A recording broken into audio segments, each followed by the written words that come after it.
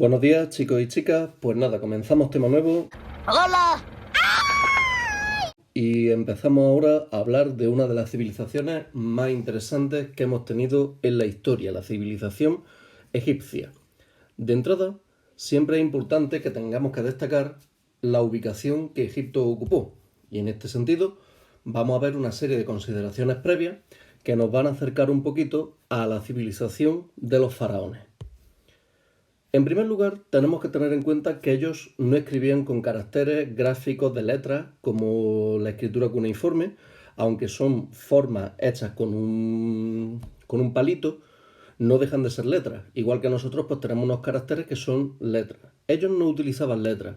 De hecho, la escritura jeroglífica no va a evolucionar casi nunca y va a ser una escritura eminentemente pictográfica. ¿Qué es lo que quiere decir? Pues que cada letra o que cada palabra está representada con un dibujo. Por tanto, esto es importante que lo tengamos en cuenta, puesto que muy poca gente era capaz de leer la escritura jeroglífica. Digamos que solamente los más preparados, las personas que gozaban de cierta posición social, es decir, que eran importantes dentro de la sociedad egipcia, eran los que podían escribir en jeroglífico. Entonces, bueno, pues de hecho, la escritura jeroglífica fue llamada con el vocablo Medunecha, que en este caso Medunecha quiere decir las palabras de los dioses. En este sentido, la idea es que esto quiere decir las palabras de los dioses. Sí, eso ya lo has dicho. ¿Qué más sabes, mocoso? Las palabras de los dioses que hacen referencia a que solamente quien estaba en conexión con ellos, es decir, los reyes, los sacerdotes, los funcionarios y los escribas con el tiempo, eran los que podían utilizarla.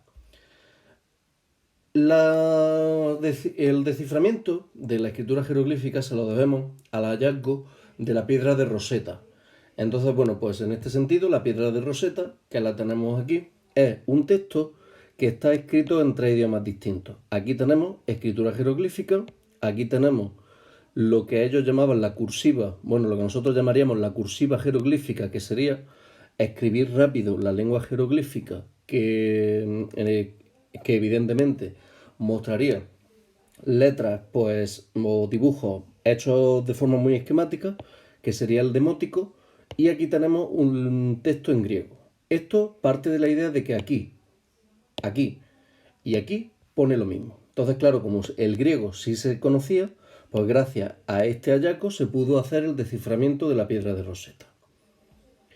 Y bueno, pues en este sentido tenemos que tener en cuenta también que la civilización egipcia es la que ostenta el récord Guinness de duración de una civilización en la historia, puesto que en este caso estamos hablando de aproximadamente unos 5.000 años de historia. A mí de joven, no mucho más joven. Un par de años o tal vez 2. Bien, de entrada, nosotros tenemos que ubicarnos para comprender perfectamente dónde se va a desarrollar la civilización egipcia. Aquí tenemos un bonito mapa del mar Mediterráneo, político, actual. Entonces, bueno, pues aquí tenemos los países actuales.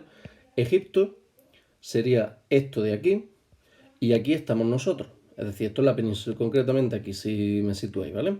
Entonces, bueno, la península ibérica y Egipto están justamente para que os hagáis idea de dónde estamos. Egipto ocupa un papel fundamental puesto que conecta África con Asia. Y en este caso, bueno, pues está situado justamente al noreste de Asia, de África, perdón. Así pues, nosotros tenemos que destacar que Egipto va a estar cruzada por uno de los grandes ríos mundiales, que es el río Nilo, y que en este caso, bueno, pues va a ser tan importante como el hecho de que el Nilo se desarrolla en el punto donde el desierto no permitiría la vida. ¿Qué es lo que quiere decir esto? Pues que el río favorece que se pueda cultivar gracias al agua que transporta. Ahora hablaremos un poquito de eso. ¡Vamos, tío! ¡No me dejes con este mono que me corroe! Lo que sí nos tiene que quedar claro es que desde el punto de vista sincrónico, Egipto se va a desarrollar junto con otras grandes civilizaciones como Mesopotamia. Y aproximadamente a partir de aquí, Egipto va a estar relacionado con los griegos, es decir, con la otra gran civilización que surgirá en Oriente Próximo y que en este caso va a ser clave para el desarrollo de nuestra actual civilización. Bueno, pues continuamos y ahora vamos a ver un poquito de conceptos y definiciones previas. Estos conceptos y definiciones previas los tenéis que tener en la libreta, ¿vale? No aceptaré ningún resumen que no tenga los conceptos y las definiciones previas. Y en este caso, bueno, pues el primer concepto es el de nomos. No confundamos, ¿vale? Entonces, bueno, pues la cuestión es que no es lo mismo David el Nomo que los gnomos egipcios. ¿Qué son los gnomos egipcios? Pues ni más ni menos que los gnomos egipcios son las ciudades-estado mesopotámicas. Es decir, los gnomos se llamaban gnomos en Egipto, mientras que en Babilonia, en Mesopotamia, se llamaban ciudades-estado. ¿Vale? Sumer, Akkad, todo eso, pues sería una ciudad-estado mesopotámica, y aquí las ciudades-estado pues se llaman gnomos. Entonces, bueno, pues hay gnomos como el de Elefantina, gnomos como el de Menfis, gnomos como el de Tebas, ¿vale? Y bueno, pues al frente de cada gnomo estaban los nomarcas, que estos eran los jefes, ¿vale? Los nomarcas eran los jefes de los gnomos. Los gnomos, las ciudades-estado. Los nomarcas, los jefes. El faraón. ¿Qué es el faraón? Pues el faraón, en este caso, es el rey de Egipto. Es el jefe político, militar y religioso del Estado egipcio. Está evidentemente encima de los nomarcas. Es decir, los faraones eran, por así decirlo, los jefes de todo el Estado, y dentro de su mando estaban los gnomos que gobernaban los nomarcas. Por así decirlo, los nomarcas trabajaban para el faraón. Faraón, realmente los egipcios lo llamaban rey. Lo que pasa es que, bueno, pues los griegos, cuando ocuparon Egipto y desarrollaron allí dinastías griegas, es decir, casas de faraones griegas, empezaron a comprender que ellos eran algo así como la gran casa. Entonces, la gran casa en griego es faraios. Entonces, de faraios evolucionó a faraón, y por eso los faraones reciben este nombre, pero realmente eran los reyes. Bien, periodo intermedio. ¿Qué son los periodos intermedios? Pues los periodos intermedios, cuando veamos un poquito la cronología de la historia de Egipto, son los periodos de tiempo que están entre medias, de ahí lo de intermedio, de los grandes imperios. La historia de Egipto se divide en 4 grandes periodos: el Imperio Antiguo, el Imperio Medio, el Imperio Nuevo y el Bajo Imperio. Entonces, bueno, pues los espacios que hay de tiempo entre cada uno de los periodos se llaman periodos intermedios. Y bueno, pues cada imperio y cada periodo intermedio va a estar gobernado por una serie de dinastías. ¿Qué son las dinastías? Pues las familias de faraones que van a gobernar Egipto. Entonces, bueno, pues la historia de Egipto se ha estudiado acorde a estas dinastías faraónicas. Y en este sentido, bueno, pues siempre es importante destacar que los faraones estaban agrupados en dinastías. Entonces, bueno, pues hay, si no me falla la memoria, hay 36 dinastías de faraones. Entonces, bueno, pues 36 familias que durante los 5.000 años de historia egipcia gobernaron este territorio. ¡Gnomo! ¡Claro! ¿Viste a un gnomo? Del libro, que lo tenéis concretamente en la página 158 y 159, del que tendréis que leer y hacer un resumen cuando escuchéis mi explicación. Entonces, bueno, pues de entrada vamos a empezar. Yo he respetado el mismo orden que sigue el libro, y bueno, pues he añadido algunas cosas que creo que os pueden ser interesantes y que os pueden aclarar un poquito de esto. Si os dais cuenta, el punto se llama una antigua civilización fluvial. Evidentemente, como pasa justamente con Mesopotamia, Egipto va a desarrollarse gracias a la presencia de un gran accidente acuático, que es el río Nilo, sin el cual no hubiese sido posible. Por eso, el primer punto del tema se llama el Nilo, el río de la vida. Es lógico que se llame así.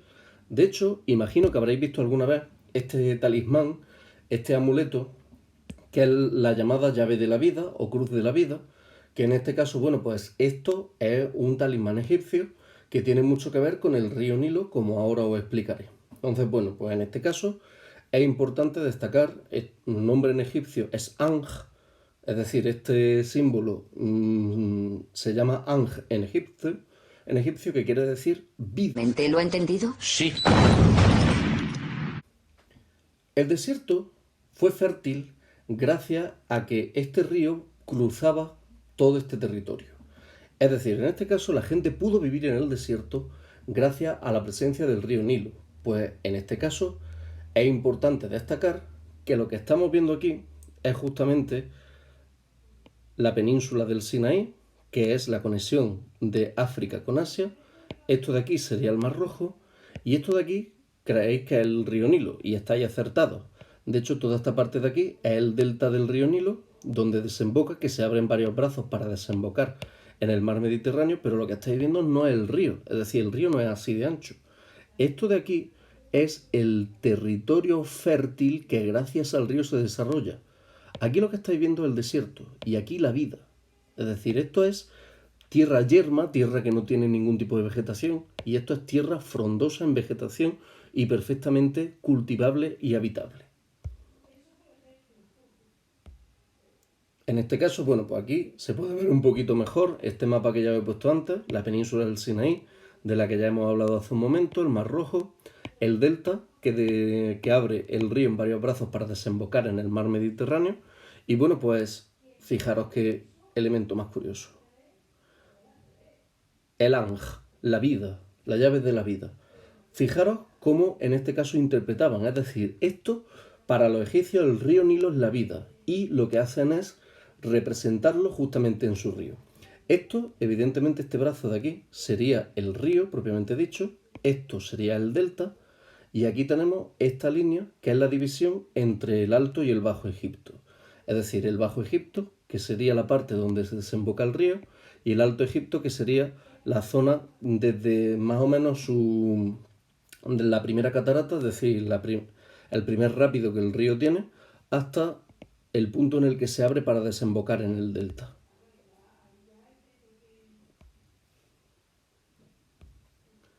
Entonces, bueno, pues el río lo que hace es, igual que todos los ríos, se dividen en Alto y Bajo Nilo, y en este caso, bueno, pues a su vez, el Alto y Bajo Nilo dividen Egipto, convirtiéndolo en el Alto y en el Bajo Egipto. Bien, ¿por qué se puede desarrollar vida básicamente en Egipto?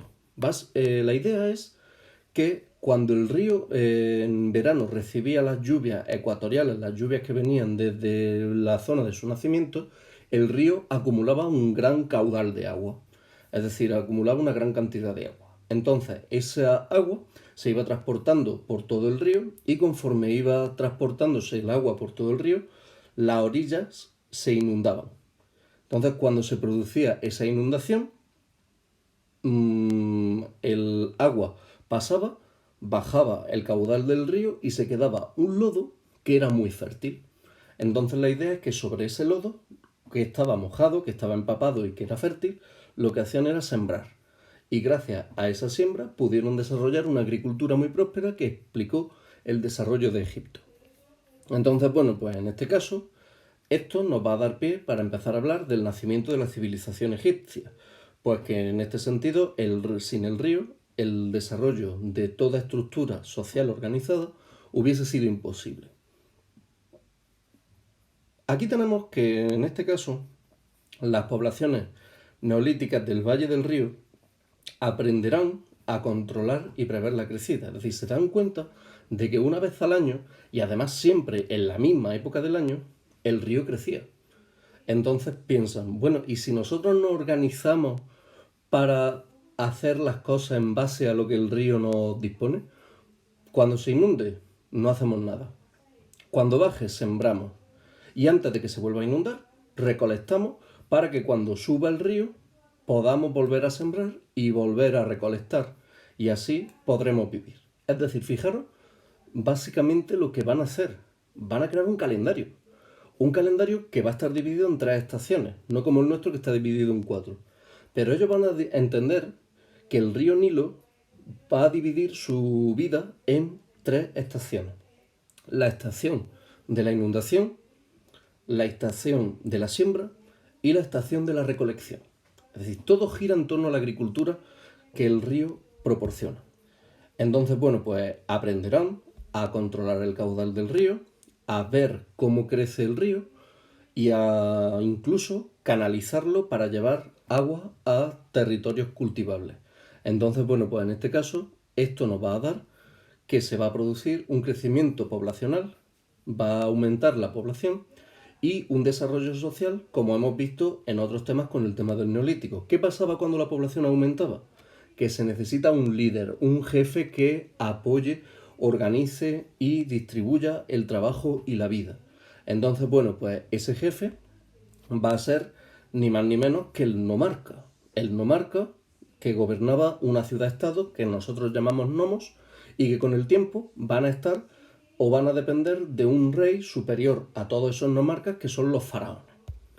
Entonces, bueno, pues en este caso, el primer faraón que conocemos a través de los escritos va a ser un nomarca del Alto Egipto, es decir, un nomarca del sur, de la zona por donde no desemboca el río, que conquistará el norte y cuando conquista el norte se produce la unión entre el Alto y el Bajo Egipto y ya se crea el Estado egipcio gobernado por los faraones. No sé si entendéis un poquito la idea.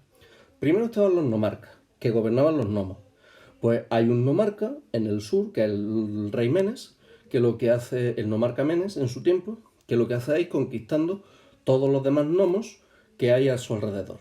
Y cuando conquista todos los nomos del norte y del sur, es decir, del Bajo y del Alto Egipto, se convierte en el jefe de todo y ya con esa unidad de todos los nomos del Alto Egipto y del Bajo Egipto se produce la creación del Estado egipcio dirigido por faraones.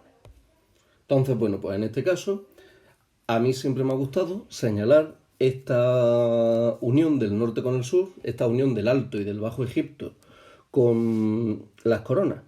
La corona del sur, del norte, perdón, la corona del Bajo Egipto es la corona roja, que en este caso es esta que tenemos aquí. La corona blanca es la corona del Alto Egipto, del sur.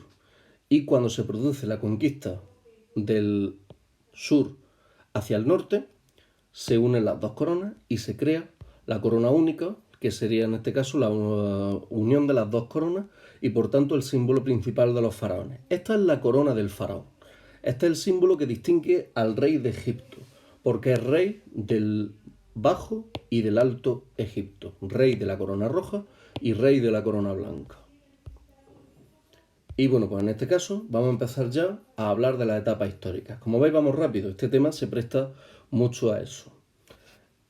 Básicamente las etapas históricas están divididas en 4 etapas, que ya os las he mencionado antes, que son, bueno, ahora cuando veamos el eje cronológico lo explicaré un poquito mejor ahí, con los dichosos periodos intermedios. Entonces, bueno, pues en este caso, aquí, este símbolo jeroglífico que tenemos aquí es uno de los títulos que tenía el faraón, que es el Nesut Biti. Nesut, que sería este caño de papiro, Biti, que sería esta abeja. Entonces, bueno, pues la cuestión es que este símbolo quería decir que era el rey del Alto y del Bajo Egipto. Entonces, bueno, pues Nesut Biti, rey del Alto y del Bajo Egipto, y después de este símbolo se colocaba su nombre, para que todo el mundo supiera que era el faraón. Bien, como os digo, va a estar dividida en 4 etapas: el Imperio Antiguo, el Imperio Medio, el Imperio Nuevo y el Bajo Imperio, con su correspondiente periodo intermedio entre cada una de ellas. Bien, de hecho aquí podemos ver básicamente el desarrollo de la civilización egipcia.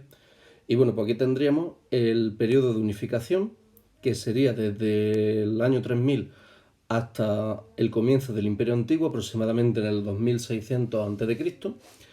Y en este caso, bueno, pues este sería el Imperio Antiguo. Este huequecito que tenéis aquí sería el primer periodo intermedio.